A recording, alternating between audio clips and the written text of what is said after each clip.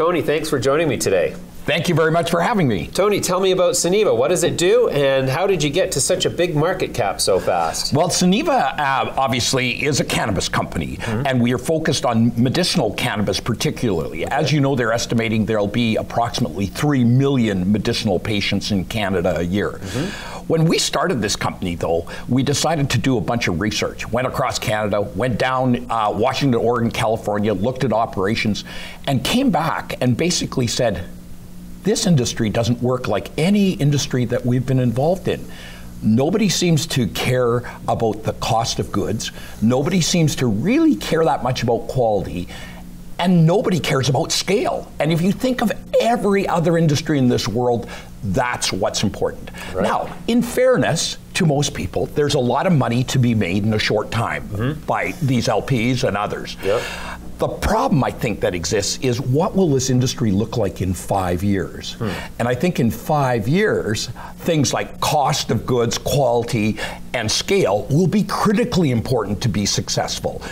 Our facilities, we have one being built in California right now, will, when it's finished, produce about 100,000 kilograms of cannabis per year. Similarly, the facility we planned in Oliver, same thing, about 100,000. Oliver, British Columbia.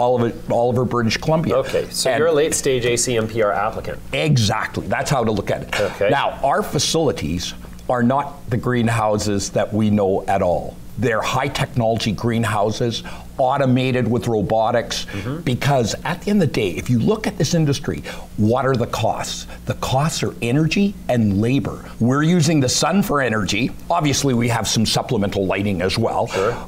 But to reduce labor costs, go to any industry, what do? They automate, they use robotics. Car industry is a good example. So our view is, yeah, we're not the first ones in this industry here. We're not going to be the first ones selling cannabis. We're going to be the last ones, right? We're going to be the people standing. Interesting. I'm curious, how did you achieve a $250 million valuation as only an applicant in the late stages? And I'm assuming that this has probably got something to do with your last corporate incarnation. Absolutely. We have been fortunate in my past history to have a number of very successful companies come out of that. All in medical and biotech. Actually, medical and biotech, and there was actually one mining company that was thrown in because I was asked to come in and fix corporate governance in a mining company that ended up being hugely successful. Well, you wouldn't be Canadian if you didn't have a mining company. Exactly. Even though I don't know anything about mining, just so you know. Well, who does, actually? So ID Biomedical was really what, set us on our path to success. That was a biotechnology vaccine company, but what we really did that was smart and lucky was that we acquired the vaccine assets of Shire Pharmaceuticals, and Shire is a massive multinational company. Part of that acquisition was a unfinished brand new flu vaccine manufacturing facility that used the latest technology in the world. So we finished that, got it FDA approved and Health Canada approved, and it could produce high quality flu vaccines at lower costs and at massive scale. And so as soon as that was approved, GlaxoSmithKline came in and bought us for about $2 billion. Wow. So we have a lot of background investors who know our routine. When people read the story of our executive team and the board, they go, these are all hugely successful people in other industries. Fascinating. Okay, so trying to set that aside as much as we possibly can, but that's incredible. What is the timeline look like in 2018 for both your California operation and your Oliver, BC operation? California operation will be in production third quarter this year. And we expect Oliver to be in production in 2019, first quarter 2019. So is your goal then to produce dried flower products and extracts like all the other ACMPR guys, or are you going to apply your expertise in biotechnology development to create custom products? We will be doing both those things. So one of the things we're doing is, because we have such massive scale, we're looking to supply the big retailers. You know, there's companies, you know, every industry changes, and as it gets more sophisticated, some groups want to be marketers, distributors, sellers. Other groups go, no, I'm going to be in this niche. I'm going to be a grower and refiner, and I'm going to produce the best products at the cheapest price.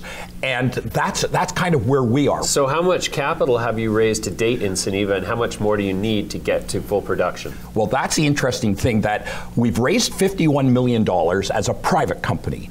Now, our facilities we're financing through debt. So our California facility is paid for by a big LA-based property developer, and we're leasing that facility back. So they've committed to building that facility for $54 million, and then we lease that back over 25 years.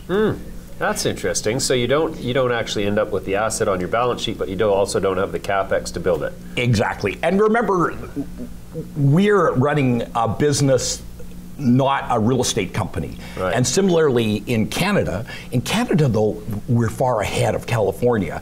The big banks are coming into this business. So you'll expect to see us finance with a tier 1 bank. Right. Interesting. Okay, so when do you expect to get your license in Oliver? Well, remember, it's a multi-stage.